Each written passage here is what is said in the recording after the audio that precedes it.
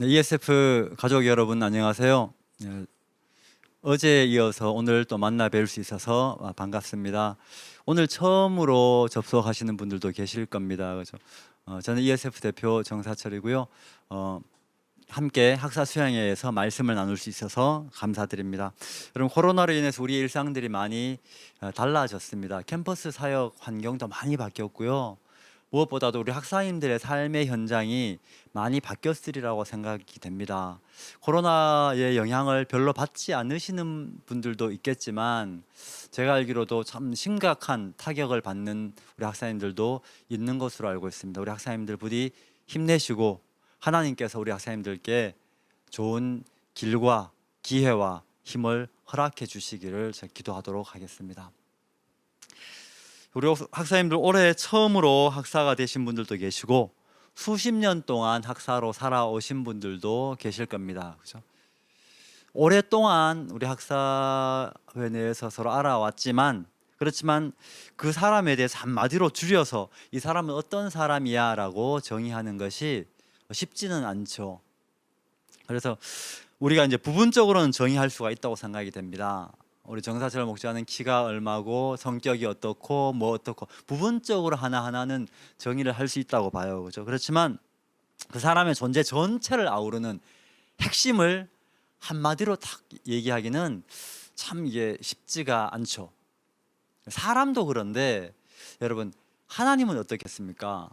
하나님은 사람보다 그 속성이 훨씬 더 넓고 깊고 크시죠. 그죠? 그런 존재이십니다. 그죠? 그 광대하신 하나님을 우리가 한마디로 정의할 수가 없죠. 더구나 그 크신 하나님의 본질을 그 인간의 단어 하나에 담아가지고 하나님은 이런 분이셔 라고 얘기하기에는 뭐 이건 거의 불가능한 거나 마찬가지입니다. 그죠? 그런데 감사하게도 성경에서 하나님에 대해서 딱 한마디로 정의해 주셨어요. 요한일서 4장 16절에 보면 하나님은 사랑이시다 이렇게 나와 있죠. 하나님은 사랑이시다. 이것은 하나님에 대한 부분적이고 파편적인 지식일 수도 있습니다.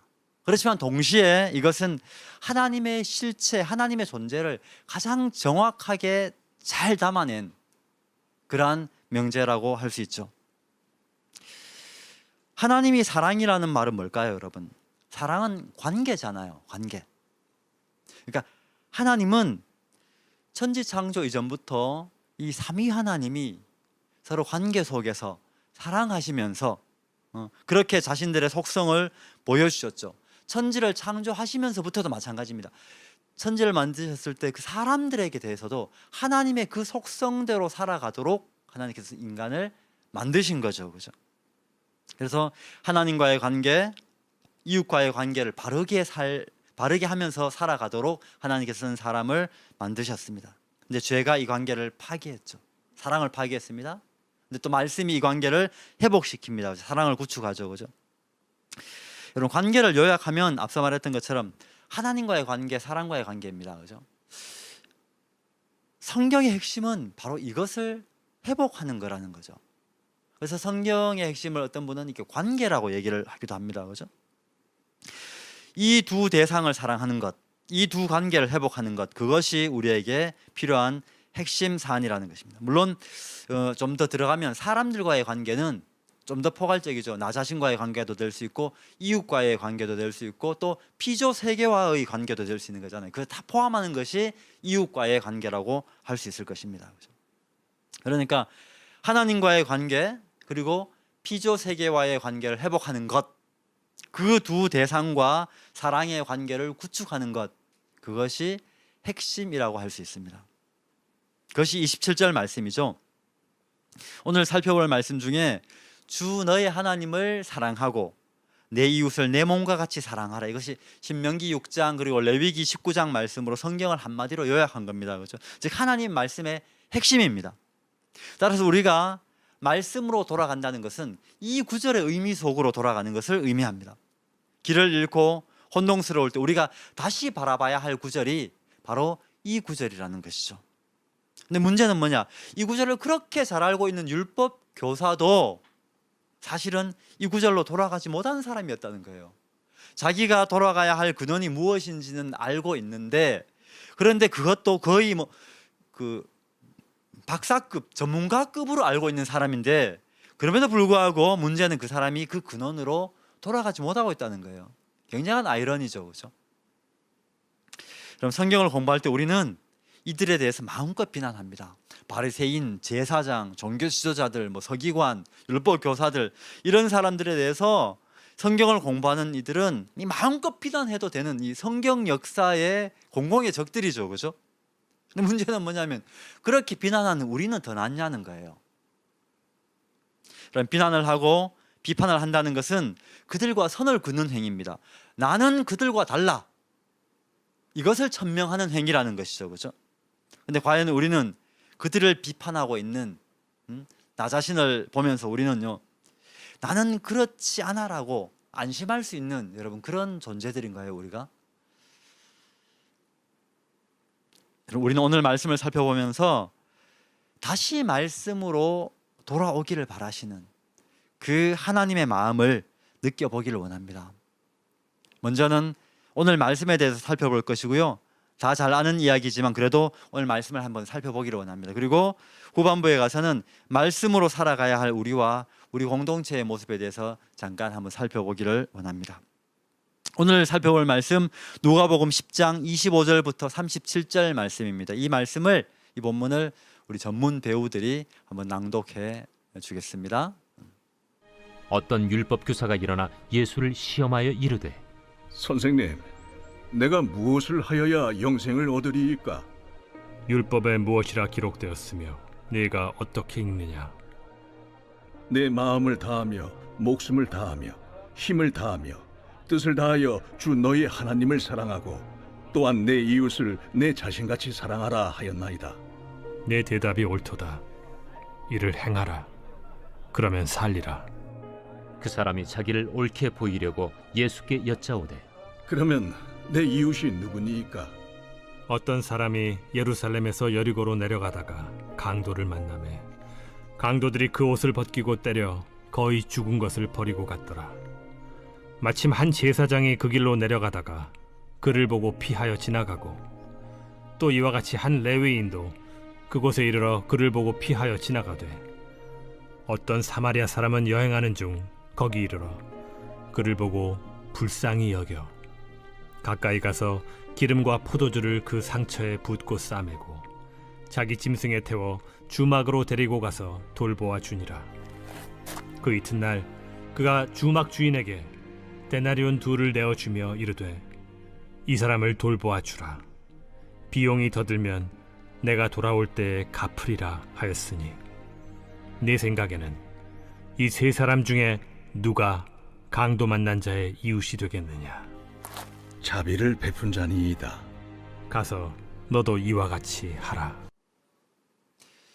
오늘은 어떤 율법 교사가 예수님께 나와왔습니다. 시험하려고 나온 거죠. 성경에 등장하는 인물 중에 가장 고차원적인 성경 전문가라고 할 수 있는 사람입니다. 이 사람이 나와서 25절에 예수님께 질문을 합니다. 그죠? 이 질문이 흥미롭습니다. 왜냐하면 어제 이제 마가복음 10장 말씀도 한 청년이 나와서 질문하는 것으로서 이야기가 시작이 됐잖아요. 그죠? 근데 이게 어제의 질문과 똑같습니다. 디다스칼레, 선생님, 티 포이에사스, 제가 무엇을 해야 됩니까? 조엔 아이오니온 클레로노메스, 영원한 생명을 얻으려면. 여러분, 이 문장이 어제 청년이 했었던 문장과 똑같아요. 단지 이제 다른 점이 2개가 있는데 뭐냐니까, 크게 중요하지 않은 그 접속사 히나라는 것이 어제 문장에 들어가 있었고, 청년은 예수님을 부를 때 그냥 선생님이 아니라 선한 선생님이요 이렇게 불렀다는 거예요. 선한을 덧붙였다는 거죠. 그것만 차이 있지 그 외의 질문 문장은 똑같습니다. 제가 어제도 그 질문하는 모습에 대해 잠깐 얘기했었는데요, 성경 인물들이 질문할 경우에는 결국 우리의 질문을 대신해 주고 있다고 보면 된다고 그랬었죠. 그죠? 때로는 좋은 질문을 하기도 하고 시험하는 질문을 하기도 하지만 어쨌거나 우리의 이 마음, 우리의 궁금증, 의문을 대신해서 질문해 주는 사람들입니다. 최고의 말씀 전문가가 하는 그 질문을 듣고서 예수님께서 역질문을 하십니다. 율법에 무엇이라 기록되었으며 내가 어떻게 읽느냐. 전문가니까 잘 알겠죠. 그래서 역질문을 했는데 과연 이 사람은 전문가답습니다. 구약 성경 전체를 단 한 절로 단순하게 그러나 아주 정확하게 핵심을 요약해 버립니다. 27절에 뭐라고 대답합니까? 줄이면 하나님 사랑, 이웃 사랑입니다. 이렇게 성경 전체를 요약해 버립니다. 그죠? 그리고 나니까 예수님의 대답은 더 단순하죠. 예수님 뭐라고 그러십니까? 내 대답이 옳도다. 이를 행하라. 그리하면 살리라. 그때 율법 교사는 심화 질문을 예수님께 던집니다. 이게 처음에 질문의 목적이 예수님을 시험하는 것이었잖아요. 그죠? 근데 두 번째 심화 질문에서는 예수님을 시험할 뿐만 아니라 거기에 더 얹어서 자기의 의로움까지도 드러내고자 하는 그런 심화 질문을 던지는 일석이조의 질문을 준비했습니다. 그게 뭐냐면 그러면 내 이웃이 누구입니까? 이 질문이에요. 이웃을 사랑하라고 하셨는데 내가 사랑해야 할 이웃의 범주, 내가 사랑해야 할 이웃의 정의가 무엇입니까? 라고 물어본 것이라는 거죠. 여러분, 유대인들은 유대인을 이웃이라고 생각을 했습니다. 율법 교사도 그렇게 가르쳤을 거예요. 그죠? 그들의 이웃 범주에서 벗어난 사람들, 이방인들은 이방인들은 자기들의 이웃이 아닌 거죠. 그죠? 그리고 자기를 돌아봐도 이제 이 율법 교사는 자기가 유대인들에게 이웃이라고 생각했어도 유대인들에게 그렇게 못되게 굴지 않았다고 생각했기 때문에 그래서 이런 질문을 던졌을 수도 있습니다. 그래서 유대인 이웃 개념을 가진 진영에 서 있으면서 나는 유대인이 이웃이라고 생각하는 거죠. 그렇죠? 유대인 이웃이라고 생각하는 그 진영에 서 있으면서 다른 이웃 개념을 가진 그 진영에 서 있는 사람들을 판단하고자 했다는 겁니다. 이것은 좀 심하게 말하면 예수님께 대해서 예수님, 당신 어느 진영이요? 어느 진영입니까? 밝히죠. 당신 좌파야 우파야? 응? 당신 자유주의야 근본주의야? 이런 그 진영을 밝히라는 겁니다. 그죠? 왜냐하면 여러분 예수님이 누구랑 어울렸습니까? 어울린 사람이 이웃이잖아요. 예수님은 세리들, 창기들, 때로는 이방인들, 사마리아 사람들, 율법 교사의 입장에서 보자면 이 잡것들과 어울렸다는 거죠. 그죠? 뭐 기준이 있는 게 아니에요. 그죠? 누구든지 만나고 다녔다는 것이죠. 이게 상당히 문제가 있는 행동이었다는 겁니다. 율법 교사의 질문은 이 지점을 파고든 거죠. 그죠? 그래서 예수님께서는 이웃이 누구인지 그리고 이웃을 정말로 사랑하고 있는지 이 비유를 통해서 말씀을 던져주십니다. 여러분 선한 사마리아 사람의 비유 이야기는 우리 대부분 다 잘 알고 있습니다. 그래서 제가 세밀하게 그 내용을 다 언급할 필요까지는 없을 것 같습니다. 그래도 몇몇 필요한 부분들을 한번 살펴보기를 원합니다. 여러분 예루살렘에서 여리고로 가는 길, 그러니까 예루살렘과 여리고는 고도가 약 한 1000m 정도나 차이가 납니다. 엄청난 차이죠. 예루살렘은 해발 750m, 그러니까 해수면에서 750m 고산지대에 있는 땅이고요. 여리고는 해저 250m입니다. 굉장히 낮은 땅이죠. 내려오면 1000m 차이 난다는 거죠. 예루살렘은 거의 우리 전남에 있는 전라도에 있는 그 내장산 꼭대기 아니면 서울에 있는 도봉산 이 꼭대기에 도시가 있는 거나 마찬가지예요. 그리고 여리고는 저 아래에 내려가 있고, 그러니까 예루살렘에서 여리고로 내려간다는 말은 1000m 산을 내려간다는 얘기죠. 그죠? 어마어마한 길입니다. 그죠? 그러다 보니까 길이 평탄하지 못합니다. 주변에 자연적인 굴도 있고요, 은폐 장소가 있어서 또 굉장히 그 굴곡도 많이 있어서 강도들이 잘 출몰하는 그런 곳이었습니다. 그곳에서 강도를 만나서 다 뺏기고 거의 쓰러져 죽게 된 사람이 있었습니다. 한 제사장이 지나가다가 그 사람을 보고는 피해서 지나갔습니다. 제사장은 아마도 예루살렘에 와서 어떤 종교적인 제의에 관련된 일들을 하고 내려가는 길이었을 것입니다. 그의 머릿속에는 예루살렘에서 하나님을 위해서 했었던 그 일과 쓰러져 있는 저 이웃에게 다가가는 일, 그 이웃을 섬기는 것이 철저히 분리되어 있었습니다. 두 번째 한 레위인도 마찬가지예요. 그 사람도 그 사람을 보고는 피해서 지나갔습니다.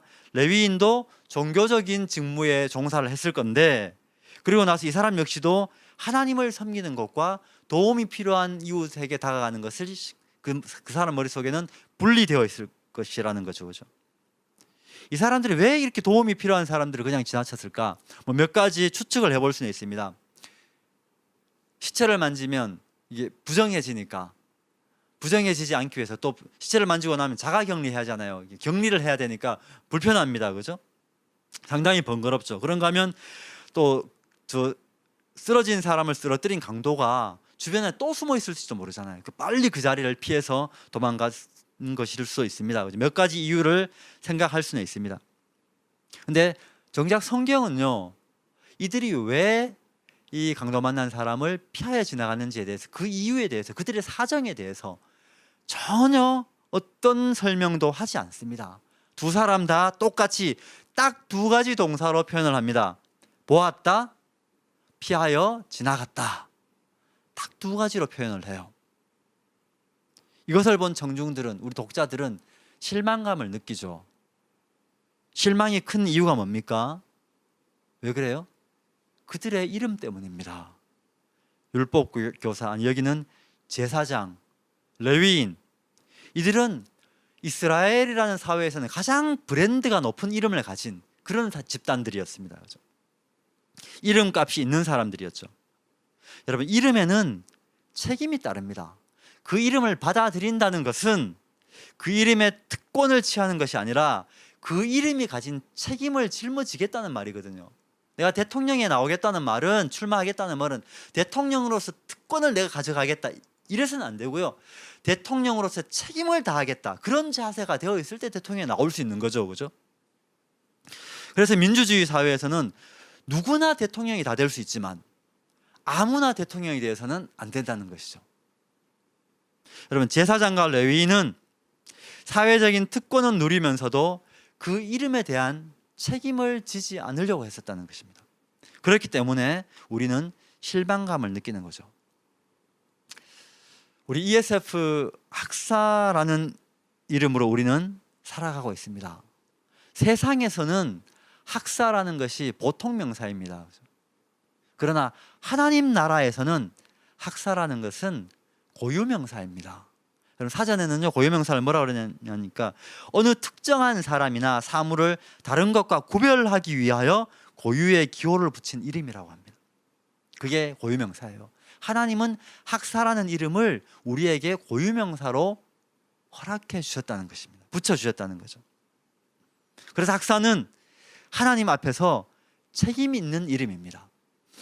말씀으로 훈련받고 말씀을 잘 알고 있는 사람이라는 의미죠. 이름의 무게만큼의 책임이 있습니다. 어쩌면 이 책임이 우리를 그래도 이 정도까지 붙잡아주고 있는지도 모르겠습니다. 지금처럼 우리 학사 수양회나 아니면 우리 학사 모임에 참석하는 것, 학사님들 많이 참석하시죠, 그죠? 그럴 때 그 모임 자체가 주는 유익도 있죠. 가면 목사님 말씀을 전해주시고 또 동기들하고 같이 교제도 할 수 있고, 그 모임 자체가 주는 유익도 있습니다. 그렇지만 가장 큰 유익은 뭐냐면 우리가 누군가를 다시 생각하게 한다는 거예요. 아, 맞아, 내가 학사였지. 해외에서 한인들 커뮤니티에 한 달에 한 번씩 나가게 되면 아, 내가 한국인이었지라고 인식하는 것처럼 우리가 학사 모임에 가게 되면 아, 맞아, 나는 학사였지라는 것을 다시 한번 일깨워 준다는 것이죠. 우리의 고유명사, 그 학사라는 이름을 다시 한번 생각나게 해준다는 것입니다. 바울은 매번 편지를 쓸 때마다 뭘 강조합니까? 사도를 강조하잖아요. 예수 그리스도의 사도된 나 바울은. 그리고 모든 편지에 보면, 거의 대부분의 편지에 보면 예수 그리스도로 말미암아 사도된 나 바울은 이렇게 강조를 합니다. 여러분, 사도됨을 뻐기고 자랑하는 게 아닙니다. 내가 사도야, 그런 게 아니라는 거죠. 평생 사도라는 이름의 무게를 잊지 않고 사도의 삶을 살아가고자 하는 그 바울의 결심, 그 자기 확인이 저는 거기에 들어있다고 생각합니다. 불행하게도 제사장 레위인은 이름에 합당한 삶을 살지 못했습니다. 이름이 부도난 삶, 이런 삶은 자기도 힘들고 자기 속에서도 힘들고 옆에 있는 이웃들도 힘들게 한다는 것이죠. 제사장과 레위인이 첫 번째와 두 번째로 지나가고 난 다음에 세 번째 등장한 사람이 있습니다. 보통 이런 이야기는 첫 번째, 두 번째는 그렇게 되지만 세 번째는 뭔가 다른 이야기가 나오잖아요. 일반 동화적으로 늘 그렇잖아요, 그죠?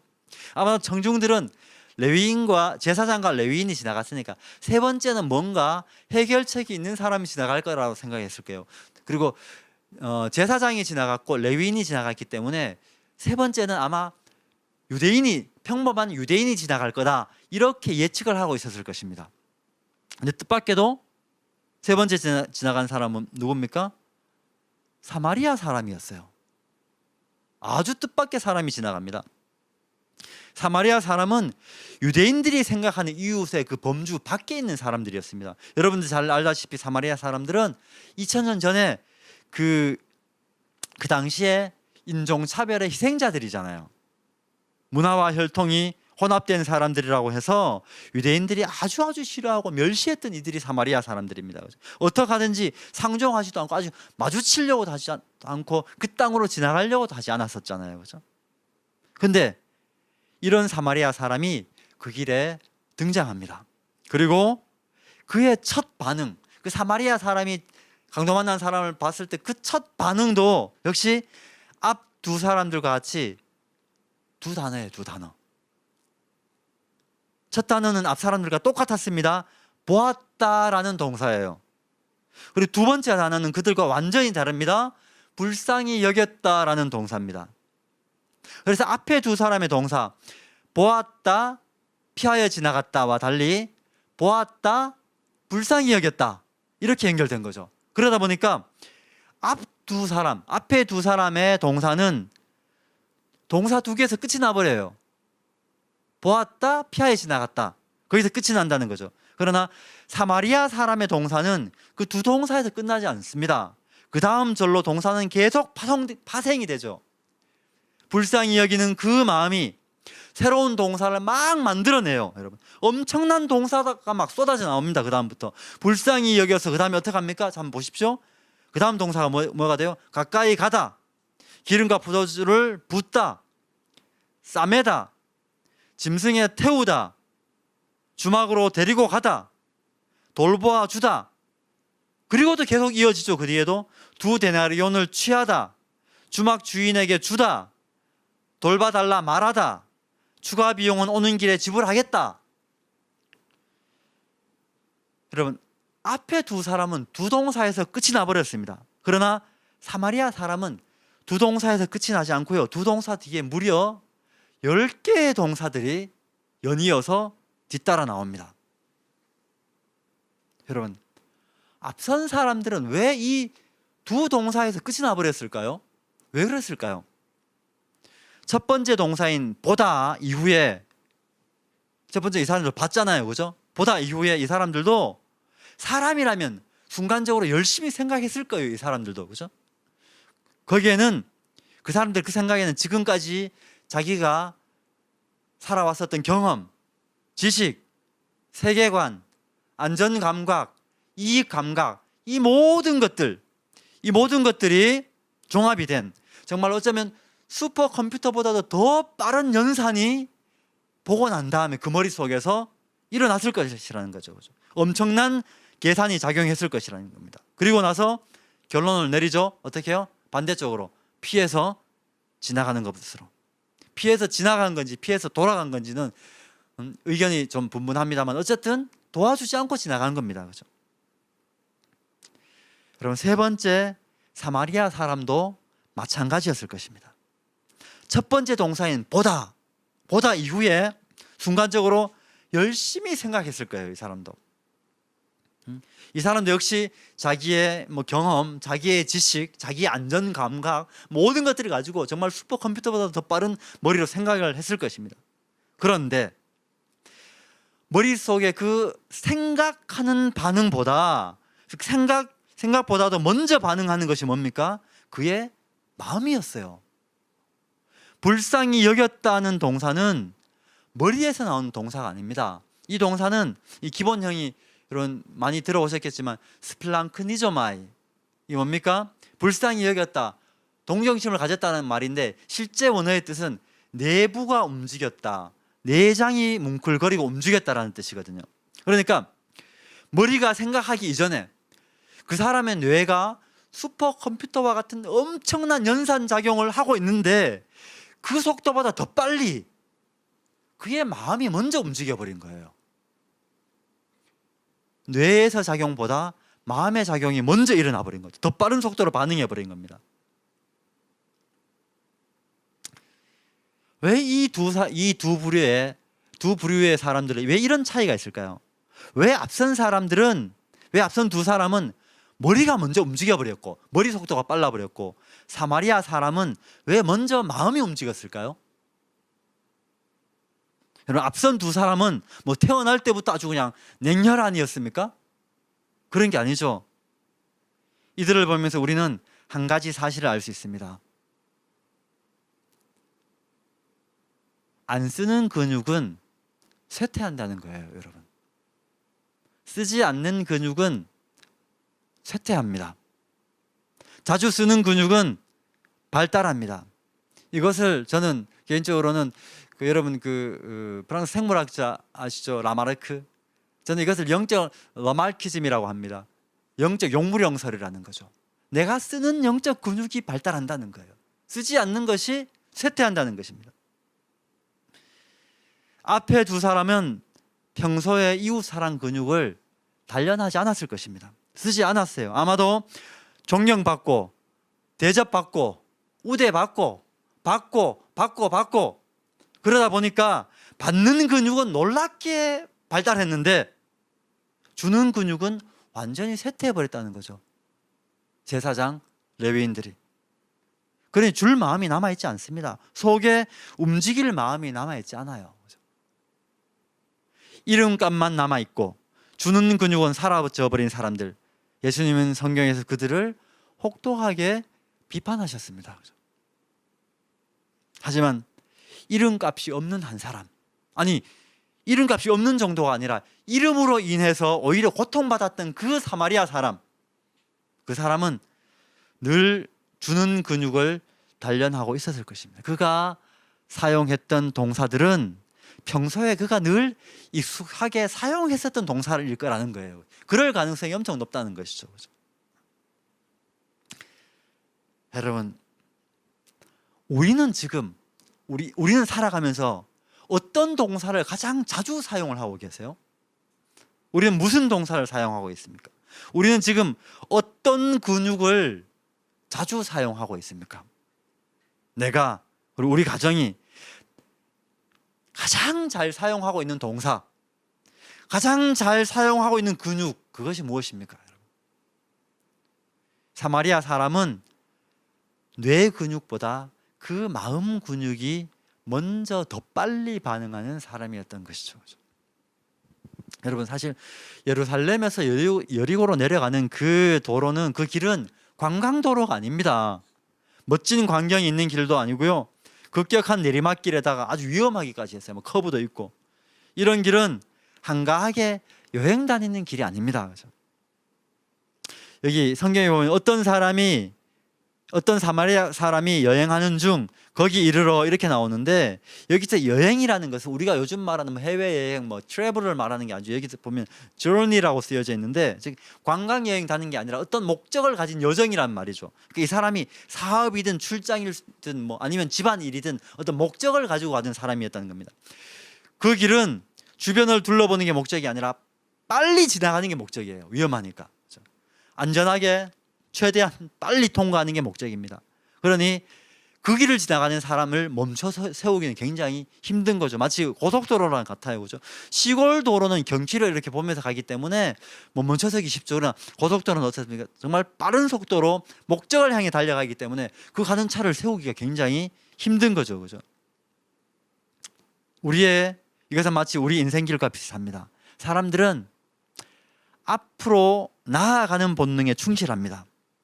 어떻게 하는지 간에 남들보다 빨리 앞으로 나아가려고 하고 있습니다. 그런데 여러분, 여리고 길을 재촉하던 그 앞선 두 사람은 멈추지 않고 그대로 계속 가버렸죠. 그죠? 반면에 사마리아 사람은 그곳에 멈춰섰습니다. 가던 사람이 더구나 빠른 속도로 길 가던 사람이, 더구나 빨리 통과하겠다는 목적을 가지고 가던 사람이, 그런 사람이 멈춰서는 거, 여러분 이게 쉬운 일이 아니라는 것이죠. 여러분 우리도 한번 생각해 보십시오. 우리는 정말 열심히 인생길을 가고 있는 사람들입니다. 늦지 않으려고, 남들보다 뒤처지지 않으려고 열심히 앞을 보며 나아가는 사람들입니다. 근데 여러분 혹시 내가 자발적으로 멈춰서 본 적 있습니까? 나를 위한 질주를 잠시 내려두고 이웃을 위해 멈춰본 적이 있습니까? 하나님은 스피드건 들고 우리가 얼마나 빨리 달렸느냐, 너 왜 이렇게 늦어? 얼마나 빨리 달렸느냐, 그걸 측정하는 분이 아니시라는 거죠.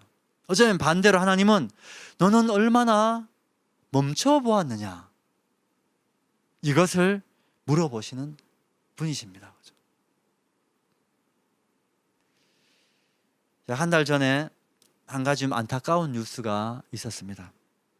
해발 8,000m가 넘는 히말라야 그 브로드피크 정상을 정복하고 내려오던 그 김홍빈 대장, 등반 대장이 조난을 당했습니다. 이분은 등산 사고로 이미 손가락 10개를 다 잃어버렸어요. 손은 있는데 손가락이 없는 그런 장애인입니다. 그런데도 정말 놀라운 투지를 발휘해서 그 8,000m급 이상을 정복을 하고 내려오는 길이었죠. 이번 이 브로드피크 정상에서 등정을 하고 그 하산하는 길에 김홍빈 대장이 조난을 당했습니다. 이게 이쪽 저쪽 오른쪽에 있는 분이 김홍빈 대장이죠, 그죠? 왜 조난을 당했냐 하니까 이 내려오다가 로프에 매달려서 절벽 쪽에 매달려 있는 그 러시아 여성 산악인이 있었는데 로프가 있으니까 이게 길인 줄 알고 거기를 레펠로 이렇게 내려오다 보니까 길이 아닌 거예요. 그래서 절벽에 고립이 되어버린 겁니다. 물론 그 매달려 있었던 그 산악인은 구조가 되었는데 이 김홍빈 대장이 고립이 되어버렸습니다. 위성 전화로 한국에 구조 요청을 하고 그 이후에 러시아 구조팀이 수색을 하고 그렇게 수색이 시작이 되고 나서 한참 엄청나게 많은 시간이 지나서 김 대장을 발견한 거죠, 그렇죠? 그래서 러시아 산악인이었던 이 비탈리 바조가 김 대장을 구출하려고, 여기 바조시 보이죠, 그죠? 앞쪽에 있는 분 있죠. 이분이 구출하려고 시도를 했습니다.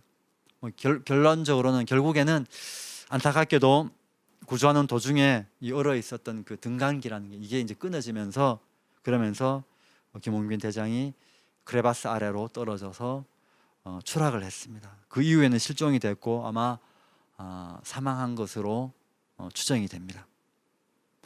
김 대장과 함께 있었던 그 포터는 그 지나가는 산악인들한테 적어도 한 15명 정도 지나가는 산악인들한테 도움을 요청했다고 그럽니다. 근데 그 누구도 도와주지 않았었다, 이렇게 얘기를 합니다. 도와주지 않을 거라면 적어도 막 신고해주고 베이스캠프에 연락도 해주고 그렇게 구조 신호라도 보내주면 좋은데 누구도 그러지 않고 다 그냥 지나갔다, 이렇게 얘기를 합니다. 아마도 그들도 나름의 사정이 있었을 수 있습니다. 더구나 그 길은 마치 여리고 길처럼 엄청 위험한 길이잖아요, 그렇죠? 무엇보다 이 사람들은요, 거기 온 사람들은 다 강력한 목표를 가지고 온 사람들입니다. 그렇죠? 거기 왔을 때는 정상 정복, 그게 목표였죠. 그 목표를 위해서 오랫동안 훈련했고 팀을 구성했고 많은 돈을 들여서 많은 시간을 들여서 여기까지 와서 드디어 정상 정복하러 그 목표를 향해서 가는 길, 가고 올라가고 내려가는 길이었다는 것이죠, 그렇죠? 가장 강력한 목표 앞에서 그들은 멈춰서지 않았습니다. 그래서 아까 그 사진에 나왔던 그 김 대장을 구하지 못한 것을 굉장히 안타까워했었던, 애석해했었던 비탈리 바조는 그냥 거기를 구조하지도 않고 지나간 이들에 대해서 이렇게 얘기합니다. 이렇게 얘기했어요. 숙련되지 않은 관광객들이 산악 영웅인 양 무모한 도전을 해 다른 이들을 위험에 빠뜨리고 있다. 그들을 산악 관광객이라고 불러버린 거죠. 그리고 SNS에서는 8,000m 이상을 정복한 용감한 사람으로 보일지 모르지만 당신들은 인간성을 상실한 한심하고 보잘것없는 사람들이다, 이렇게 일갈해버렸습니다. 사람들은 어쩌면 멈추지 않고 산을 올라서 그 산을 정복한 사람, 그 사람을 기억할지 모릅니다. 그러나 하나님은 멈춰서 이웃에게 손을 내민 사람, 그 멈춘 사람을 기억할 것입니다. 저는 아직도 기억 속에 선명히 남아있는 분이 있습니다. 2004년이었는데요. 2004년 여름이었습니다. 제가 신학대학원 다닐 때 학기가 끝나갈 무렵, 아마 2학년 끝나갈 무렵이었던 것 같아요. 그때 기말 시험을 볼 때였는데요. 기말 시험을 보는 주간 6월이었겠죠. 시험을 보는 날 아침 이제 8시부터 첫 시험을 보기 시작하는데요. 그날은 새벽 3시쯤에 이제 눈이 떠졌습니다. 왜냐하니까 배가 엄청 아팠어요. 그래서 너무 아파서 눈을 떠 보니까 새벽 3시. 그래서 화장실을 갔는데도 그 화장실 배가 아니에요, 이게. 점점점 이게 복통이 심해지는 겁니다. 이제 기숙사에 남들 자야 되니까 하고 신음 소리를 낼 수 없으니까 밖으로, 깜깜한데 제가 밖으로 나왔습니다. 밖으로 나와서 기숙사 앞에 그 화단에 앉아가지고 배를 움켜쥐고 있었어요. 근데 통증이 보통 이제 복통이 왔다가도 좀 시간이 지나면 사라져야 되는데 점점 심해지는 거예요. 나중에는 막 구토까지 일어나는 겁니다. 거의 이제 막 그 해는 뜨려고 그러고 시험날 아침인데 큰일 난 거죠. 잘못하면 유급할 수 있으니까, 그죠? 시험 못 쳐서 이제 날은 밝아오고 더 이상 이제 도저히 참지 못하겠다 싶어서 어떻게 하나 하고 있는데 새벽에 이제 그때 한 5시쯤 됐던 것 같아요. 어떤 분이 같이 공부하시는 분이죠. 기숙사 밖으로 이렇게 걸어 나왔다가 산책하러 나온지 기도하러 나온지 모르겠지만 나왔다가 저를 이렇게 발견을 한 거예요. 그래서 저를 이제 부축해서 병원에 데려가려고 자기가 타고 온 그 차, 승합차 있죠, 그죠? 교회차죠. 자기도 전도사로 일하니까 교회차를 가져와 가지고 저를 그 승합차에다 싣고 용인 시내에 있는 이 병원으로 막 열심히 달려갔습니다. 저는 의자에 앉지도 못하고 그 승합차 뒤에서 막 바닥에 막 무릎 꿇고 그냥 배를 움켜쥐고 그렇게 갔었어요. 그 응급실에, 용인에 있는 병원 응급실에 가서 검사를 하고 소변 검사를 위해서 화장실에도 다녀오고 이렇게 하다 보니까 어느 순간에 이 고통이 싹 사라진 거예요. 복통이 사라진 겁니다.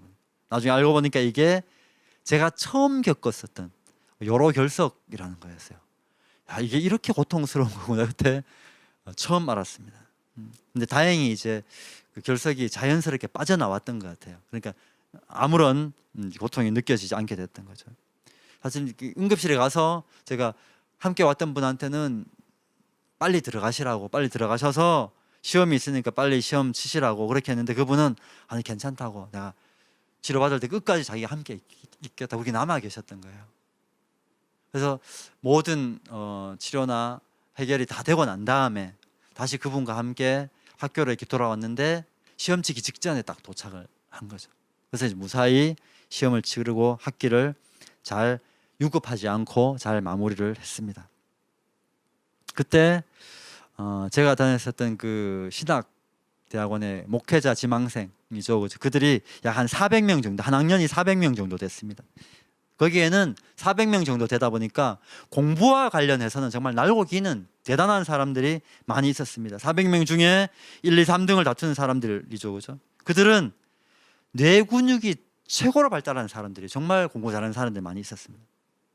이들은 주로 시험날 컨디션 조절에 방해되는 일들을 가급적 줄이고 그거 다 손절하고 자기 공부에 치중하는 그룹들이죠.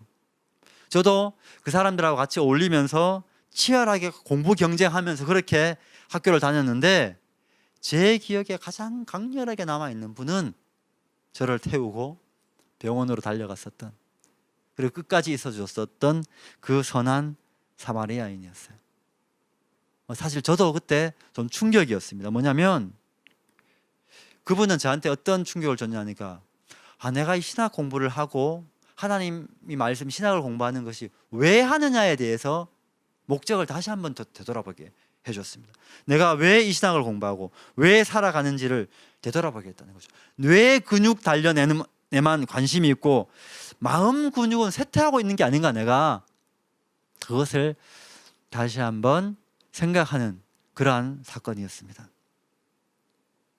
하나님께서는 청신대학교 신학대학원 제99회 졸업생, 그 목회 지망생 약 400명 중에 누구를 기억하실까요? 1등 졸업자를 기억하실까요? 저는 아닐 것 같습니다. 시험 만점을 향해 멈추지 않고 나아간 사람들보다도 사람을 위해 멈출 수 있었던 그 사람을 더 기억하지 않겠습니까? 여러분, 내 길을 잠시 멈추고 도움이 필요한 이웃에게로 그 위치로 다가가는 것, 그것이 말씀대로 살아가는 삶. 오늘 말씀에서는 그렇게 얘기하고 있습니다. 하나님과 함께하는 삶이 무엇입니까? 늘 우리가 하나님과 동행한다, 하나님과 함께한다 그러는데 그게 뭐예요? 하나님과 함께하는 삶. 나는 여기 있을 테니 하나님 당신이 이리로 오시오. 이게 하나님과 동행하는 삶입니까? 그거 아니라는 거죠. 내가 하나님이 계신 곳으로 가야 그게 하나님과 그래야 하나님과 함께 할 것이 아니겠습니까? 하나님 어디 계시는데요?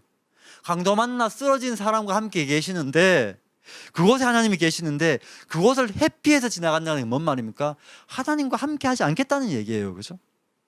그곳으로 가는 것이 하나님과 동행하는 길이라는 겁니다.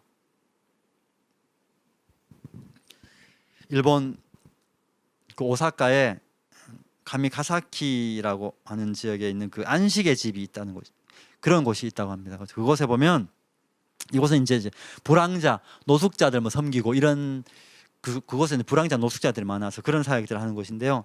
이곳에 판화 작품 하나가 걸려 있습니다. 바로 이제 이 작품인데요. 이 판화는 독일의 판화가였던 프리츠 아이젠버그라는 사람의 작품입니다. 작품 제목이 뭐냐니까 Christ of the Breadline, 그러니까 급식줄에 선 그리스도, 이런 제목입니다.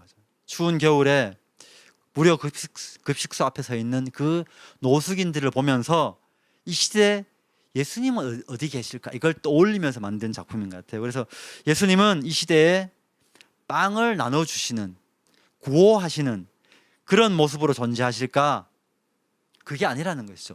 그 판화를 그렸던 분의 생각에는 뭐냐니까, 빵을 나눠주는 것은 참 훌륭한 일이지만 예수님은 어쩌면 빵을 나눠주는 좀 있어 보이는 자리, 그 자리가 아니라 오히려 배고프고 힘들고 지친 사람들, 빵을 먹기 위해 줄을 서 있는 그 사람들 사이에 계시지 않을까, 그런 생각을 하면서 판화를 새겼다는 거죠. 여러분, 빵 나눠주는 것은 분명히 사랑이 맞습니다. 그죠? 그러나 동시에 어쩌면 그것은 하나의 권력이 될 수도 있어요. 빵 나눠주는 것, 그걸 제가 뭐 사랑을 나눠주는 것을 폄하하려는 것이 아니라, 우리는 어쩔 수 없이 거기에 권력 관계가 형성될 수도 있다는 것을 인정할 수밖에 없습니다. 그죠? 예수님은 사랑이라는 이름의 권력을 누리는 그 자리조차도 거부를 하시고, 그리고 오히려 가장 낮은 곳에 고통받는 사람들과 함께 서 계시지 않을까, 저것이 예수님이 원하는 자리가 아닐까, 정말 많은 생각을 하게 하는 작품이라는 겁니다. 이웃들과 함께 하시는 예수님이라는 거죠. 이 그림은 제 본부 책상 옆에 전시되어 있습니다. 제가 늘 볼 수 있는 곳에 전시를 해놨어요. 물론 진품이 아니고요, 프린트한 겁니다. 이 그림을 보면서 늘 교만해지려고 하고 편해지려고 하고 뭔가 누리려고 하는 그 제 마음을 다시 잡습니다. 저의 첫 마음을 다시 회복하려고 노력을 많이 합니다. 제사장 레위인처럼 보고 피하여 지나가려는 그 마음을 다시 붙잡는 거죠. 보고 피하여 지나간다는 말은, 여러분, 결국 누굴 피한 겁니까? 강도 만난 자를 피하여 지나간다는 것이지만 결국은 거기에 함께 줄 서 계시는 예수님을 피해 지나간다는 말이에요.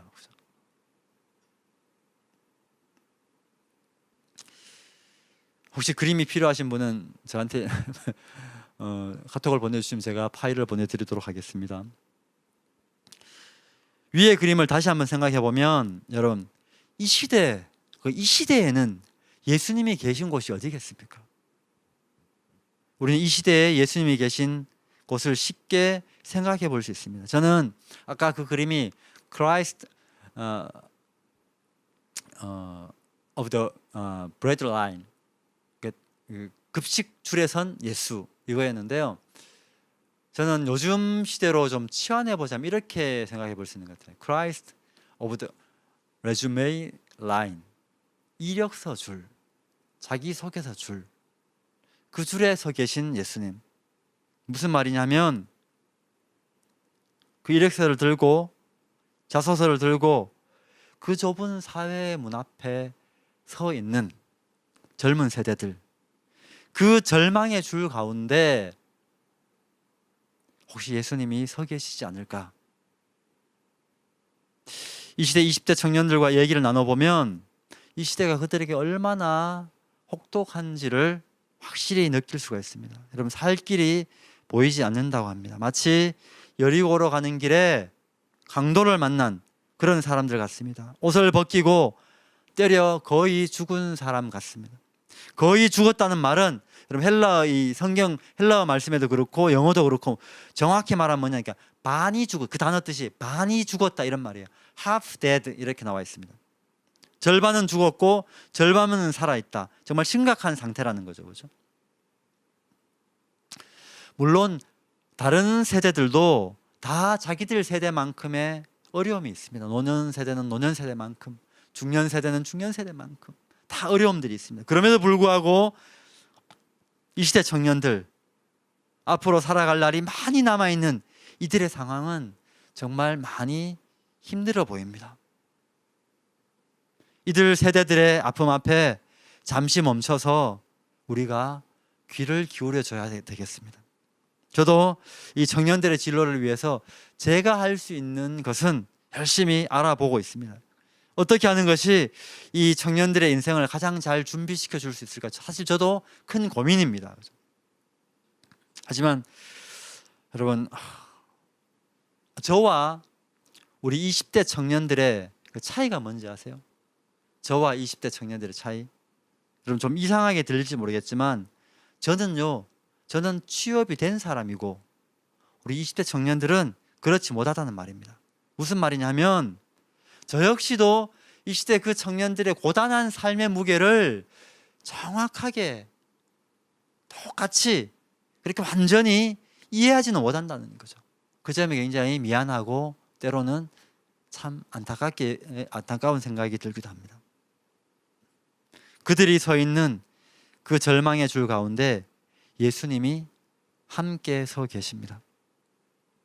우리 역시 이 시대 청년들의 그 아픔 속에 함께 서 있어 주면 좋겠습니다. 여러분, 우리가 이 저성장 시대의 근본적인 해결책을 제시해 주기는 참 쉽지 않습니다. 그렇지만 요즘 젊은 세대들의 그 모습이 나약하다고 정죄하기보다는 그들의 형편을 이해하고 그들의 마음을 좀 헤아려 줄 수만 있다면 그것으로도 큰 힘이 될 거라는 것이죠.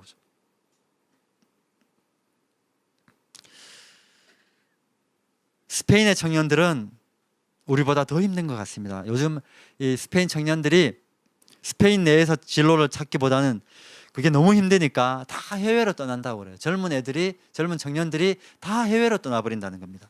그런데 노년 세대들이 이 청년들의 상황에 관심을 갖고 연대하기 시작했습니다. 왜냐하면 청년 세대들이 무너지니까 노년 세대들이 받아야 될 연금이 부실해진다는 거죠. 이게 꼭 자기 이익을 위해 청년 세대를 돕는구나, 노년 세대들이. 그렇게 보일 수 있는데 핵심은 뭐냐? 우리는 다 이어져 있다는 거예요. 한 세대의 문제는 그 세대만의 문제가 아니라는 겁니다. 노년 세대가 현재 누리고 있는 그 복지는 나중에 청년 세대들도 자라나면 다 누릴 거잖아요. 그죠? 나중에는 청년 세대의 복지가 된다는 겁니다. 그게. 그리고 청년 세대의 회복은 결국 노년 세대에게도 도움이 된다는 거예요. 이렇게 다 이 세대들이 연결되어 있다는 것이죠. 우리는 연결된 공동체입니다. 지금 강도를 만나 쓰러져 있는 그 사람과 연대하지 않으면 다음에는 내가 거기에 쓰러져 있는 사람이 될 수도 있다는 것입니다. 그런 점에서 우리 사회는 서로에 대한 이 돌봄 공동체가 되어야 된다는 것이죠. 여러분, 그럼에도 불구하고 이 시대는 돌봄을 막는 많은 적들이 있습니다. 대표적인 적이 뭡니까? 이 시대의 혐오인 거죠. 혐오. 현대 우리는 혐오 시대를 통과하고 있는 것 같습니다. 연대를 방해하는 혐오죠, 그죠? 많은 이들이 혐오에 동참하여서 독서를 배설하고 있습니다. 세대 간의 혐오, 서로 다른 세대를 막 탓하죠. 독서를 내뱉습니다. 그죠? 성별 간의 혐오가 있습니다. 성차별, 군대, 출산, 여러 가지 문제들을 이렇게 했죠. 인종 간의 혐오가 있습니다. 외국인 노동자들, 그 다음에 무슬림들, 중국 동포들, 북한 사람들, 그들을 향한 시선이 어떻습니까, 요즘? 정치 진영 간에도 혐오가 있습니다. 선거가 한번 끝나고 나면 SNS상에서 그냥 친구 끊기가 얼마나 유행하는지 몰라요, 그죠? 너랑은 상종 못하겠다 하면서, 그죠? 이 밖에도 결국 자기와 생각이 다른 사람들에 대해서 차이를 인정하는 것이 아니라 혐오를 키워갑니다. 심지어 크리스천들마저도 이 혐오의 물결에 휩쓸려 간다는 거예요. 하나님은 우리가 혐오를 넘어서 말씀으로 연대를 이루기를 원하신다는 것입니다. 내 이웃이 누굽니까? 율법 교사가, 말씀 전문가인 율법 교사가 말했죠. 이것은 이미 이 질문에는 인종적 혐오를 담고 있는 질문이에요. 이게 바로. 그리고 동시에 자기 속에 있는 혐오는 보지 못하고 자기 의만 드러내려는 이 선택적 정의가 담긴 질문이라는 겁니다. 우리도 이런 질문을 하기가 쉽습니다. 내 이웃이 누굽니까? 이 질문을 방패막이로 하여서 우리는 강도 만난 자를, 그 사람을 외면하기 쉽습니다. 이웃 범위 밖에 위치시켜 버리면 되니까. 그럼 저성장 시대에 강도 만난 청년 세대들, 코로나 바이러스로 인하여서 졸지에 강도를 만난 자영업자들, 거대한 권력에 의하여서 강도를 만난 미얀마 국민들, 아프가니스탄 국민들, 그들 앞에서 우리는 내 이웃이 누굽니까? 라는 질문 뒤에 숨기 쉽다는 거예요, 여러분. 이에 대해서 예수님께서 뭐라고 말씀하십니까? 가장 마지막 구절, 너도 가서 이와 같이 하라. 여러분, 이게 말씀으로 돌아가는 삶입니다. 말씀 전문가가 아니라 말씀 실천가로 살아가는 것, 바로 내가 이웃이 되라는 말이죠. 보네퍼는 실천이라는 말을 순종이라는 말로 치환을 합니다. 그래서 이렇게 얘기를 해요. 오직 믿는 자만이 순종하고 오직 순종하는 자만이 믿는다. 즉 신앙과 순종은 하나다. 문제는 우리가 이 두 가지를 자꾸 분리하려고 한다는 점입니다. 그럼 분리하면 편하긴 합니다. 어떤 의무나 어떤 가책도 없이 자기 마음대로 살아갈 수 있으니까. 그렇죠? 정신분열적인 크리스천인 거죠, 그렇죠? 하나님은 우리가 내 이웃이 누굽니까? 하는 질문으로 순종을 제한하기보다는 내가 이웃이 되어주기를 바라신다는 것이죠. 결국 이웃은 강도 만난 자가 아니라 바로 나 자신입니다. 내가 그들의 이웃이 되어야 되겠습니다. 그것이 말씀으로 사는 삶이라는 거죠. 우리는 다시 이 말씀으로 돌아가야 되겠습니다. 오늘 말씀의 본문은 이것으로 살펴보았습니다. 오늘 함께 우리 학사님들과 나누고 싶은 얘기가 있어서 여기 몇 가지 좀 덧붙이고자 합니다. 이 내용은요, 우리 졸업반 우리 학생들 강의할 때도 좀 나눈 적이 있고요. 언제고 우리 전국 학사님들과 꼭 나누고 싶었는데요. 우리 공동체에 대한 내용입니다. 여러분, 우리 ESF가 다른 단체와 다른 점이 무엇이겠습니까? 우리 ESF 학사가 다른 크리스찬들과 다른 기독인들과 다른 점이 뭘까요? 즉 하나님께서 우리 단체와 우리들에게 주신 특별한 소명이 있을 텐데 그게 뭘까요? 우리는 그것이 말씀이라고 생각합니다. 그래서 우리 ESF의 별칭이 말씀의 사람들이잖아요. 그래서 다른 단체와 달리 우리 ESF는 말씀에 특화된 단체입니다. 그렇다면 왜 우리는 말씀일까요? 여러 가지 아이템, 기도도 있고 찬양도 있고 여러 가지 아이템 중에 이게 좋겠다 해서 잡은 걸까요? 저는 그 이유를 에스라 느헤미야서를 통해서 한번 확인을 했습니다. 에스라 느헤미야서. 이 사람 에스라 느헤미야서 내용은 뭐냐면 오랜 그 하나님 섬겼던 역사 속에서 쫄딱 망하고 포로로 끌려갔다가 돌아온 사람들이 자신의 삶은 역사를 반성하고 아 이게 잘못되었구나 생각을 하고 그럼 이렇게 살아야겠구나라고 적용한 것이 에스라 느헤미야서입니다. 포로 이후 세대들. 그죠? 그래서 여러분 느헤미야서는 보면요 총 13장까지 되어 있는데 그 중에 6장까지가 우리가 아는 성벽 건설하는 얘기고요. 그 뒤에 더 많은 내용 7장은 덧붙여 있어요. 부록으로. 근데 알고 보니까 이 부록이 아니고요. 부록이 본론이에요.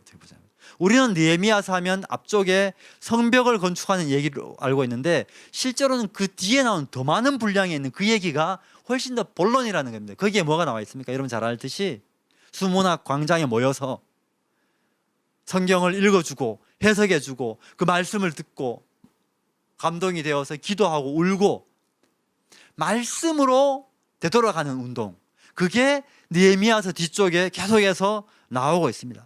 그들은 자기 조상들이 왜 실패했는지 알았어요. 왜 실패했습니까? 이들은 말씀을 떠났다는 거예요. 하나님이 그렇게 선지자를 통해서 열심히 말씀을 했는데 오랫동안 말씀을 해왔는데 그럼에도 불구하고 이들은 말씀을 떠났다는 겁니다. 듣지 않았다는 거예요. 그래서 나중에 포로로 갔다 와 보니까 자신들의 문제가 그거였다는 거예요. 그래서 이들은 성전도 짓고 성벽도 집습니다. 건축을 합니다. 그렇지만 성전 중심의 공동체가 아니라 말씀 공동체를 이루어야 되겠다는 거죠. 그래서 에스라 느헤미야서의 주제는 뭡니까? 말씀 공동체를 이루는 거예요. 예전에 성전이 없어서 멸망했습니까? 그렇지 않습니다. 솔로몬 성전 얼마나 화려했습니까? 그거 다 유린당해 버렸잖아요. 말씀을 떠난 백성이었기 때문에 그 공동체는 망해버린 겁니다. 이 사실을 1500년 역사를 통해 아브라함부터 1500년 역사를 통해 뼈저리게 느끼고 나서 나라까지도 다 망하고 나서 돌아와서 이스라엘 사람들이 우리가 살 길은 말씀 공동체를 이루는 길이다 이거예요. 이것이 신약으로도 이어져서 예수님은 말씀으로 오셨잖아요. 말씀 공동체를 이루어가는 이것이 하나님이 그토록 바라시는 이스라엘 향해 바라시는 그 일이었다는 것입니다.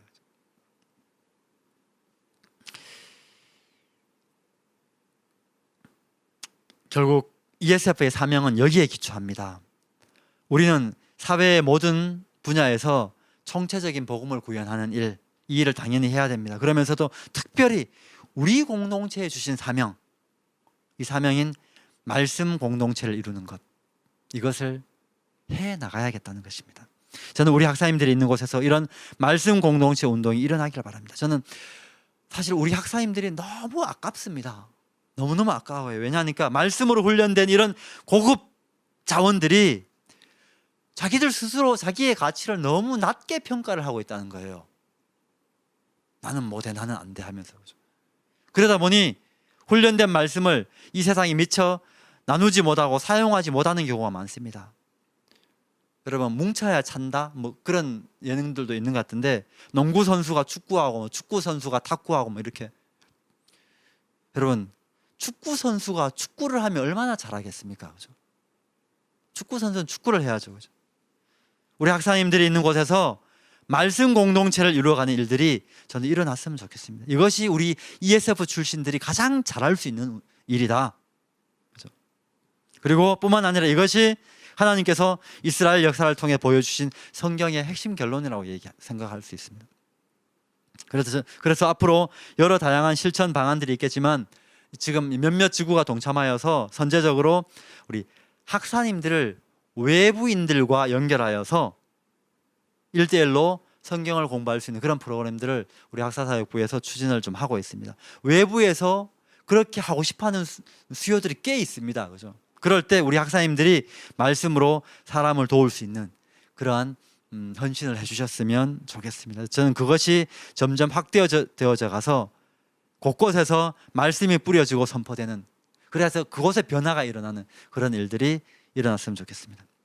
말씀을 마치면서 저는 세 분을 잠깐 만나보고 말씀을 마치고자 합니다. 이 세 분은 다 돌아가신 분들이에요. 그리고 이들은 다 말씀 앞에서 자기를 내려놓고 하나님께 순종한 사람들입니다.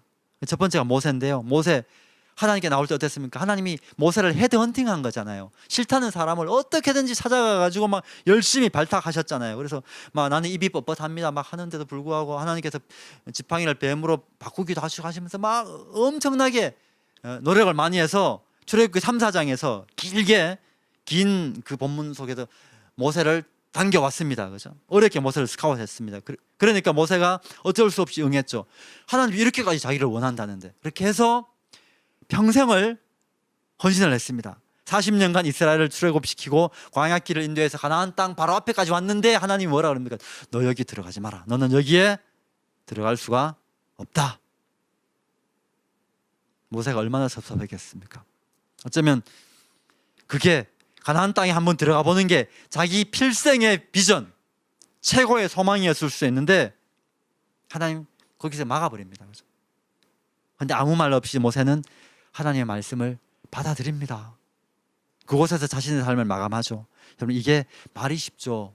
모세에겐 이것이 평생의 수건이었어요. 그러니까 얼마나 힘들게 여러분 오매불망 평생의 수건을 이렇게 쉽게 내려놓을 수 있겠습니까?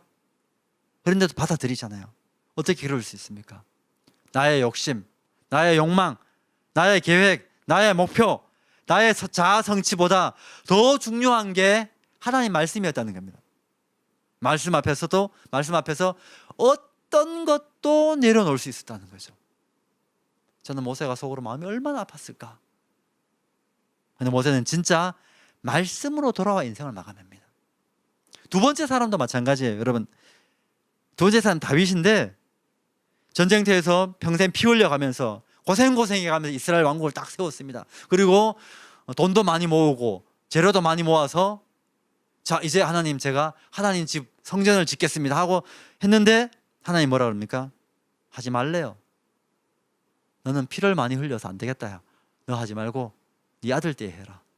아니 자기가 누구를 때문에 고생했는데 하나님의 나라를 위해서 열심히 막 피를 흘리고 했는데 그렇게 고생한 자기한테 자기의 그 필생의 소원, 소망이 하나님의 성전을 턱하니 짓는 거였는데 너는 자격이 없겠다, 안 되겠다 한다는. 다윗이 얼마나 마음이 아프겠습니까? 나의 욕심, 나의 욕망, 나의 계획, 나의 목표, 나의 자아 성취보다 더 중요한 게 하나님 말씀이었기 때문에 말씀 앞에서 그 어떤 것도 내려놓을 수 있었기 때문에 내려놓은 거죠. 속으로는 마음이 얼마나 아팠겠습니까? 여러분 우리는 나를 지키기 위해서 말씀을 버리기 쉽습니다. 나와 말씀은 늘 동지가 되는 게 아닙니다. 때로는 나와 말씀 사이에 전쟁, 전선이 형성되기도 하죠. 그렇죠? 가나안을 앞둔 모세와 성전 건축 계획을 가진 다윗은 말씀과 싸우지 않았습니다. 싸우지 않으려면 어때요? 말씀과 싸우지 않으려면 어떻게 해야 됩니까? 나와 말씀 중에 어느 하나는 죽어야 돼요. 죽어야 싸우지 않는 거죠. 어느 하나는 항복해야 됩니다. 그렇죠? 여러분 한번 생각해 보시죠. 나와 말씀이 있는데 말씀이 나한테 항복하는 삶. 여러분 끔찍하지 않습니까? 그런 삶을 원하세요?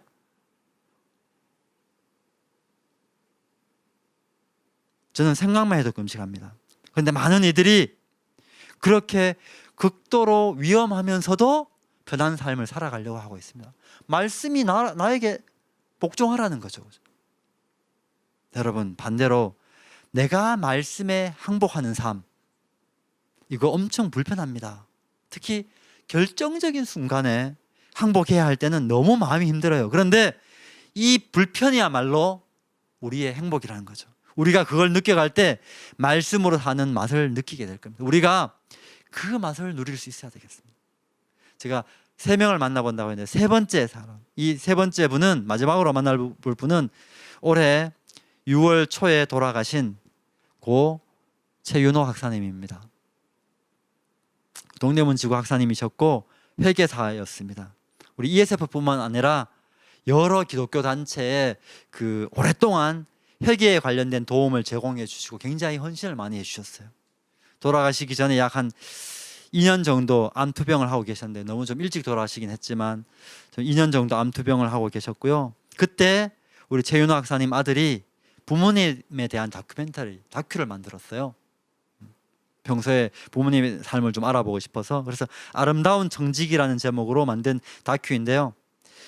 그걸 한번 보면 정말 그 삶이 정말 아름다웠구나, 하나님이 정말 기뻐했겠구나, 그것을 많이 느끼게 됩니다. 저도 정말 감동이 되었습니다. 이 다큐에 나오는 내용 중에 딱 한 부분만 소개를 하려고 합니다. 사모님이 이제 남편에 대해서, 최윤호 박사님에 대해서 한 얘기가 제 기억에 굉장히 오래 남았어요. 그래서 여기서 이것을 이제 한 1분 정도의 영상인데 그 다큐에 나와 있었던 그 영상 한 부분만 한번 보도록 하겠습니다. 가장 기억나는 일은 무엇보다도 회사를 그만두고 공부를 해가지고 37살에 최고령으로 공인회계사가 된 거죠. 합격한 날 울었어, 둘이 붙들고. 그래서 회계사가 돼가지고 그래도 32년을 회계사를 하고 지내게 됐는데, 또 아빠가 그렇게 해서 그 회계법인의 대표가 된 일이 생각이 나요. 왜냐하면 골프도 안 치지, 술도 안 먹지, 우리 법인에서 거의 유일하게 골프 안 치는 사람이 회계법인의 대표가 된다는 거는 정말, 또 아빠 성격상 뭐 어디 가서 로비를 하고 막 비율을 맞추는 것도 아닌데 너무 신기한 일이라는 생각이 들었거든. 왜냐하면 정말 저렇게 살아도 회계사 업계에서 거래처를 확보를 하고 또 회계사들의 신임을 얻어서 대표가 될 수 있구나라는 게 어떻게 보면은 예수 믿는 신앙을 잘 실천했다는 것을 보여주는 게 아닌가. 네. 공부를 잘해서 그래서 회계사가 된 것이 훌륭하다는 것이 아닙니다. 그런 말이 아니에요.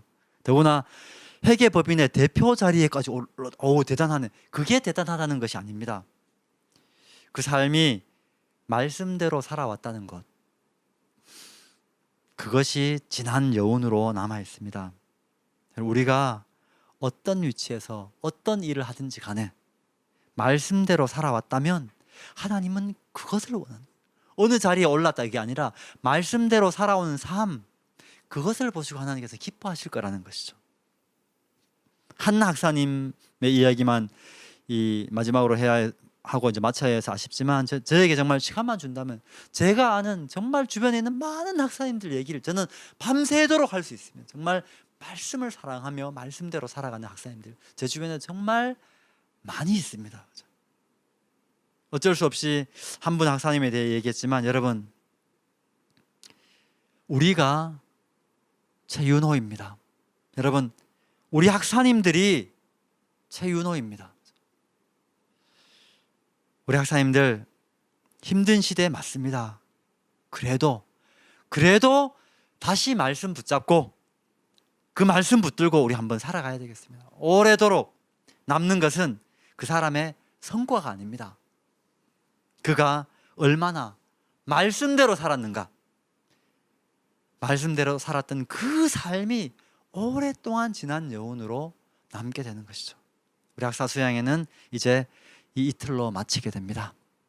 우리 학사님들 모두가 다 다시 근원을 생각하면서 말씀대로 살아가는 그런 우리 학사님들이 될 수 있기를 바라겠습니다. 제가 한번 기도하겠습니다. 하나님, 지난 이틀간 우리 학사 수양회로 할 수 있도록, 함께 할 수 있도록 인도해 주셔서 하나님 감사합니다. 저희를 고아처럼 버려두지 않으시고 늘 말씀으로 다가와 주시는 그 하나님의 은혜를 주님 감사드립니다.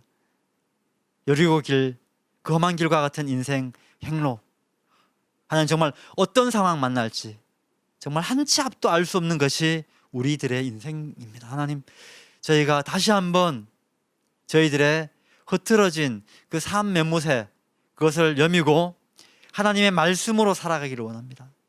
주님, 죽어 비틀어지고 화석이 된 말씀이 아니라 살아 운동력 있는 그 생명의 말씀이 저희의 삶을 통해서 흘러나오는 그런 말씀의 사람들이 다 될 수 있도록 주님 인도하여 주시옵소서. 주님, 말씀을 지켰다는 그 공로로 사는 게 아니라 말씀 그 자체로 살아가게 하여 주시옵소서. 전국과 우리 또 전 세계에 있는 우리 모든 학사님들이 말씀이 최하된 삶을 살아갈 수 있도록 주님 저희들을 이끌어 주시옵소서. 예수님의 이름으로 기도합니다. 아멘.